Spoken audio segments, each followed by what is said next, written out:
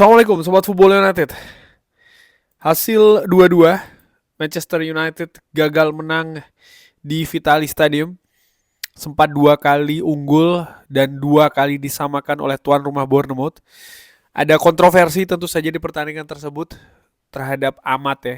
Dan menurut gue sebenarnya itu harusnya pelanggaran penalti, tapi tidak diberikan oleh wasit pelanggaran tersebut dan bola bergulir justru akhirnya menjadi penyama kedudukan bagi Bournemouth. Lalu ada juga situasi Manchester United bermain dengan 10 pemain. Secara keseluruhan gue sudah bahas di review pertandingannya. Sobat Football United bisa langsung cus ke videonya. Kali ini, di video ini, gue akan bahas terkait dengan rating pemain ya. Seperti biasa, rating pemain Manchester United menghadapi Bournemouth. Langsung aja gue akan mulai dari Sean Lemans yang gawangnya kebobolan 2 kali. Tapi secara keseluruhan menurut gue Sean Lemans ini tidak bisa disalahkan tentu saja di 2 gol yang bersarang di gawangnya. Dimana 1 gol penalti dan 1 gol penyama kedudukan dimana ya bola mengolongi Harry Maguire. Pojok susah untuk diraih. Bukan bola yang mudah ya, tapi secara keseluruhan menurut gue Sean Lemans bermain cukup tangguh di posisi penjaga gawang. Total ada 3 save ya yang dilakukan oleh Sean Lemans. Passing akurasinya ada di angka 56%. Gua beri dia, oh by the way duelsnya 100% Sean Lemans.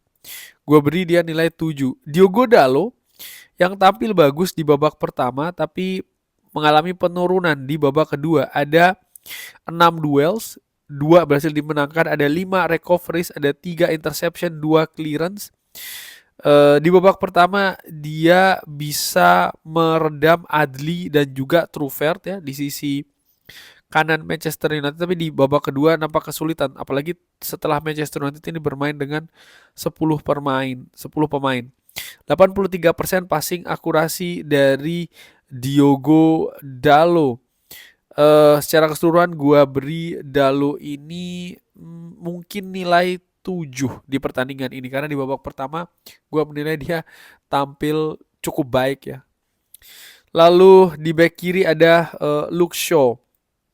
Sama seperti Dalot di babak pertama menurut gue dia tampil lebih baik dibanding di babak kedua.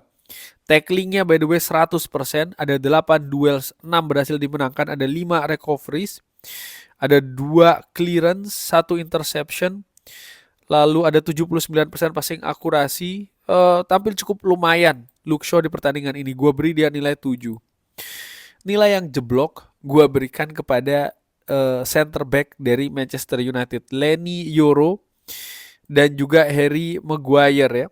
Leny Yoro 100% tacklingnya, ada 8 duels, 6 berhasil dimenangkan, 72% passing akurasi.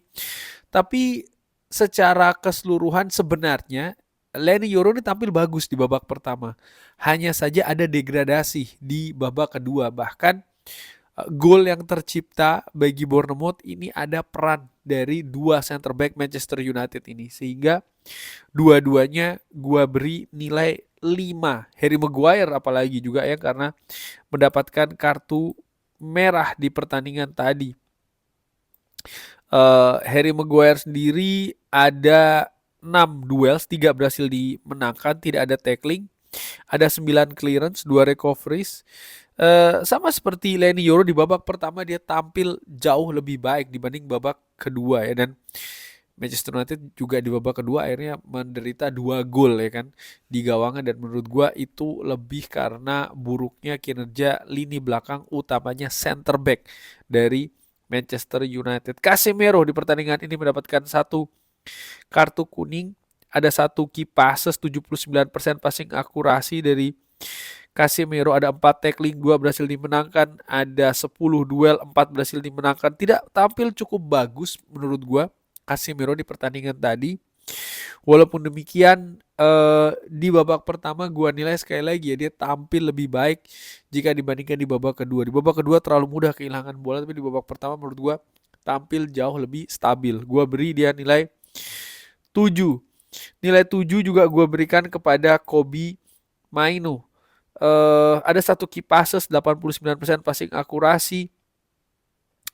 Lalu ada 5 recoveries, ada 9 duels, 3 berhasil dimenangkan. Di babak pertama, ya Kobe Maino menurut gue tampil lebih baik juga di babak pertama dibanding babak kedua, terutama ketika Manchester United turun 10 pemain ya. Nah, tapi secara keseluruhan ya dia berhasil menghubungkan antar lini dari Manchester United. Hanya saja gue sebenarnya berharap ada dobrakan-dobrakan lebih dari Kobe Mainu. Gue harapkan mungkin lebih berani naik ke atas ya.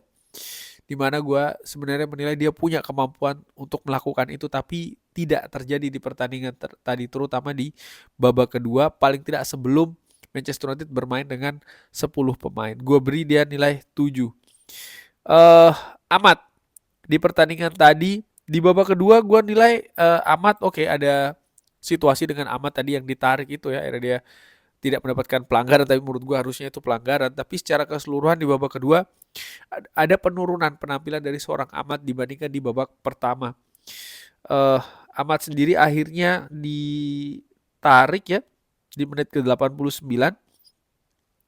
Ada 94% passing akurasi, ada 2 total shots. Peluang pertama dari Manchester United itu didapatkan di pertandingan tadi oleh Amat ya, di bawah menit ke-5 di babak pertama.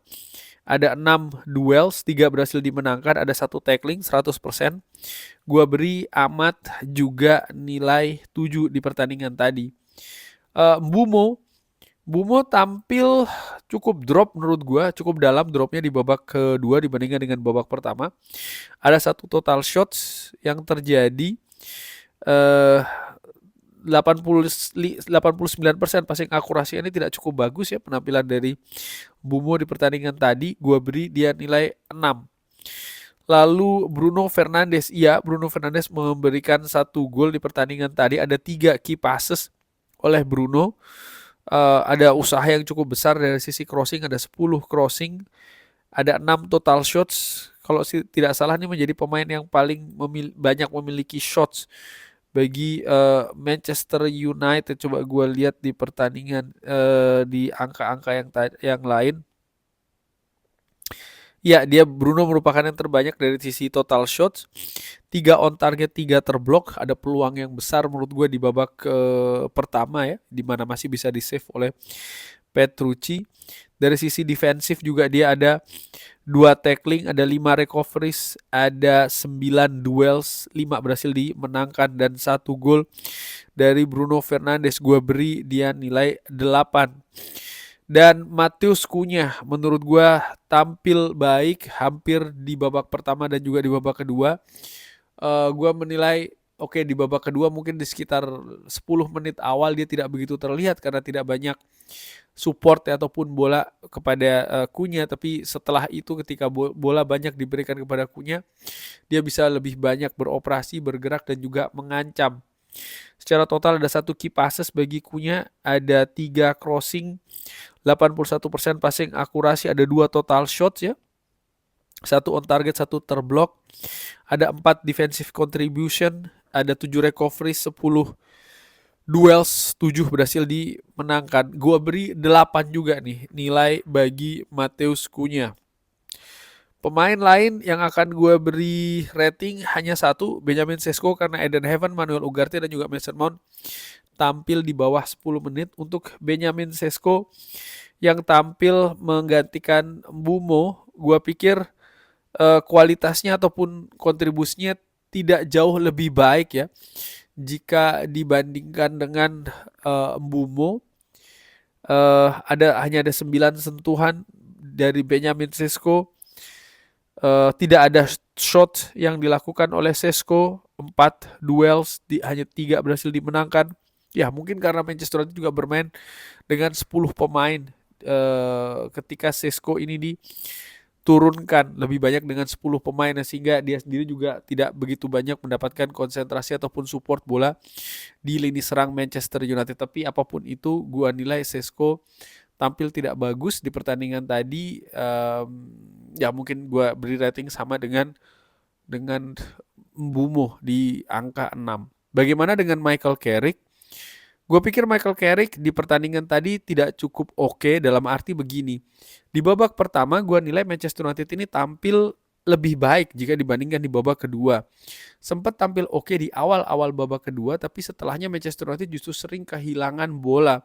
Dan dengan kehilangan bola tersebut, justru momentum berpindah ke Bournemouth. Walaupun Manchester United sempat 2 kali unggul di babak kedua, tapi tadinya gue harapkan ada perubahan permainan ya, di mana ada gaya yang berbeda ketika Manchester United ini imbang dan setelah Manchester United ini unggul. Tapi ternyata tidak. Manchester United justru ada kesan tampil terlalu terburu-buru bahkan ketika mereka unggul.